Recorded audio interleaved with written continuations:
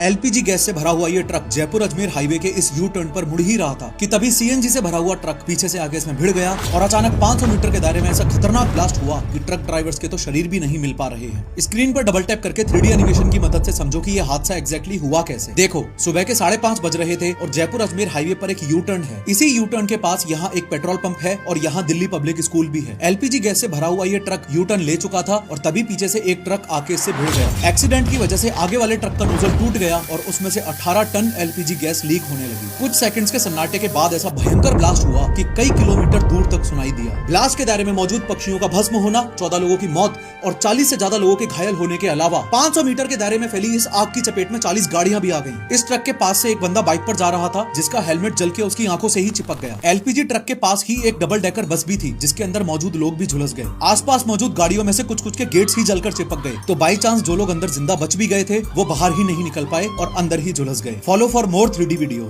65 लाख रुपए में बनी पानी की टंकी उद्घाटन होने के सिर्फ 24 घंटों के अंदर अंदर चुचियाने लगी। ये घटना यूपी के महोबा डिस्ट्रिक्ट की है, जहां जल जीवन मिशन प्रोजेक्ट के तहत जो वाटर टैंक आम जनता को साफ पानी देने के लिए बनाया गया वो टेस्टिंग के दौरान ही लीक कर गया। अब तुम्हें दिक्कत उस कॉन्ट्रैक्टर से है जिसने ये टंकी बनाई, लेकिन मुझे दिक्कत तुमसे है जो तुम इस भ्रम में जी रहे हो कि ये सब कभी सुधरेगा। ये सब इंडिया में कभी नहीं सुधरेगा।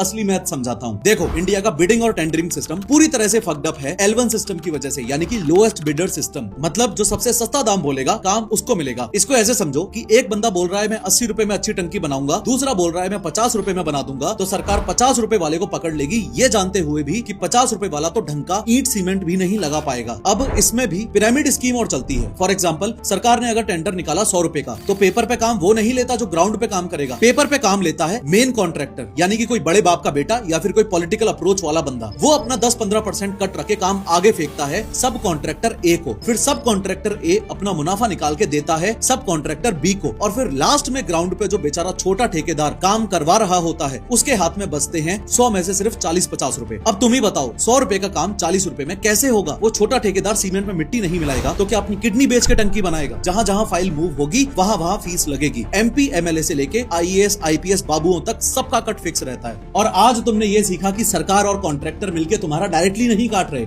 वो तुम्हारा multi level pyramid scheme MLM type में काट रहे हैं।